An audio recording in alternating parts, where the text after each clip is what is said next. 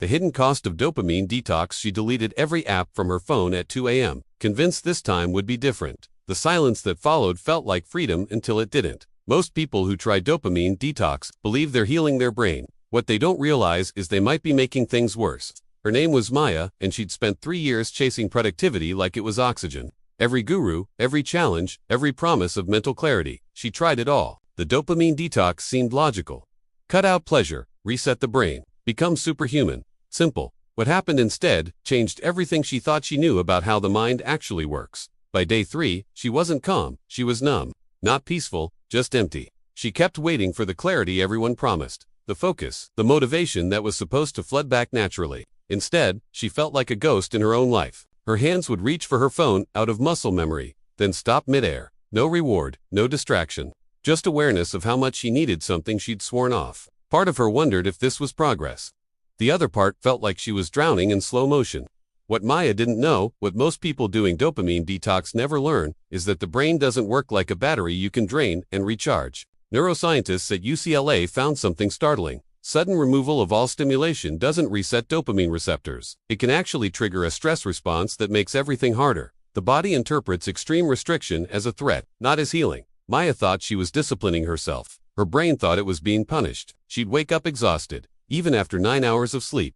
Food tasted like cardboard. Conversations felt like work. Her boyfriend asked if she was okay. She said yes, but her eyes told a different story. Then came the breaking point. On day 7, Maya found herself crying in the grocery store parking lot, completely unsure why. She hadn't scrolled in a week, hadn't binged a show, hadn't done anything bad. So why did she feel worse than before? The answer lives in a place most dopamine detox advocates never mention: the difference between stimulation and connection.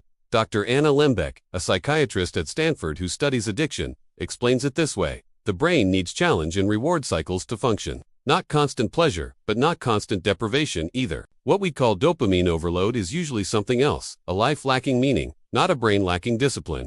Maya realized she hadn't just deleted apps. She'd deleted the few things that made her feel human. The voice memos from her sister. The photos of her dog. The playlist that helped her breathe through hard days. She thought she was detoxing from distraction. She was actually starving herself of connection. Somewhere in the wellness world's obsession with optimization, we forgot that humans aren't machines to be debugged. Maya didn't need less dopamine. She needed better dopamine, the kind that comes from real challenge, real growth, real relationships, not the artificial high of 10-step morning routines designed for Instagram. The quiet satisfaction of doing something difficult because it mattered. She started small. Instead of deleting everything, she kept one app, the one that let her text her mom.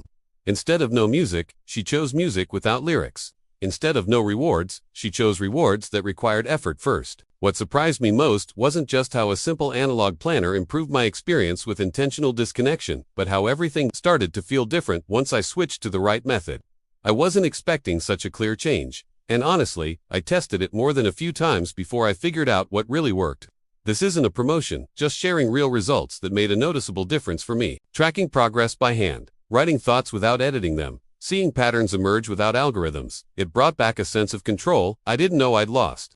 I'll leave the link below if you want to explore what I mean. But the real shift came when Maya stopped treating her brain like the enemy. She learned that dopamine isn't evil, it's essential. It's the molecule that makes us want to get out of bed, try new things, care about outcomes. The problem was never dopamine itself. It was the delivery system, the hijacked pathways, the infinite scroll designed to keep us hungry but never fed.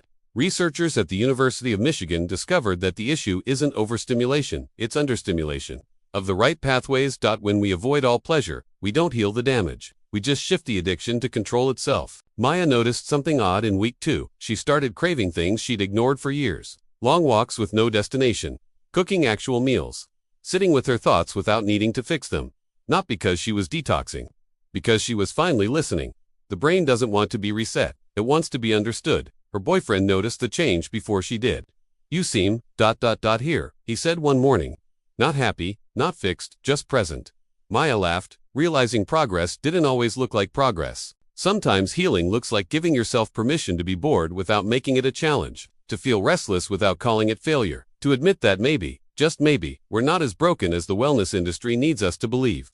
The hidden cost of dopamine detox isn't what you give up during the process. It's what you lose when you treat your humanity like a glitch to be patched. By week 3, Maya had reintroduced almost everything she'd removed, but differently. Social media for 10 minutes with intention, not 2 hours on autopilot. Shows with friends, not alone at 2 a.m. Work emails during work hours, not during every moment of potential silence. She didn't need a detox. She needed boundaries, not the kind you enforce through shame, but the kind you build through understanding what you actually need to feel alive. What would you do in that moment, when you realized the problem was never the dopamine, but the way you were taught to relate to your own mind? Maya stopped asking if she was doing enough, started asking if she was doing what mattered. The shift was subtle. Quiet mornings didn't feel like discipline anymore. They felt like relief. Not because she'd eliminated temptation, but because she'd remembered what she actually wanted beneath all the noise. Dr. Lemjek talks about this in her work. The goal isn't to eliminate pleasure, it's to make sure pleasure serves you, not the other way around. Maya finally understood what that meant. She wasn't fighting cravings anymore. She was building a life that didn't require constant escape. Sometimes we only understand strength when it's tested, but more often we understand it when we stop testing ourselves into exhaustion. Somewhere between the failures and the quiet mornings, Maya found rhythm. Not perfection, just enough space to breathe without needing to earn it. She still had hard days, still reached for distractions when emotions felt too big. But now she knew the difference between numbing and resting, between avoiding and recovering. The dopamine detox hadn't failed her. The philosophy behind it had. When she looked in the mirror again, it wasn't her reflection that had changed, it was what she believed about herself. Not someone who needed fixing. Someone who needed listening. Not someone addicted to pleasure. Someone starved of purpose. The brain is capable of extraordinary things, not when we punish it, but when we work with it. Maya never went back to the old patterns, but not because she white-knuckled her way through temptation. She just found better reasons to show up, better things to reach for when life got hard. The dopamine was always there. She just stopped letting other people decide where it should come from. This isn't about being anti-technology or anti-pleasure. It's about remembering that you're not a system to optimize. You're a person trying to live. And maybe that's the real detox we all need. Not from dopamine. From the belief that we're supposed to function like machines that never break, never tire, never need softness. Maya still doesn't have all the answers. But she stopped looking for gurus to give them to her. The clarity she wanted didn't come from deprivation. It came from presence. Tell us what part of this story resonated most and where you're watching from. See you in the next video. Bye.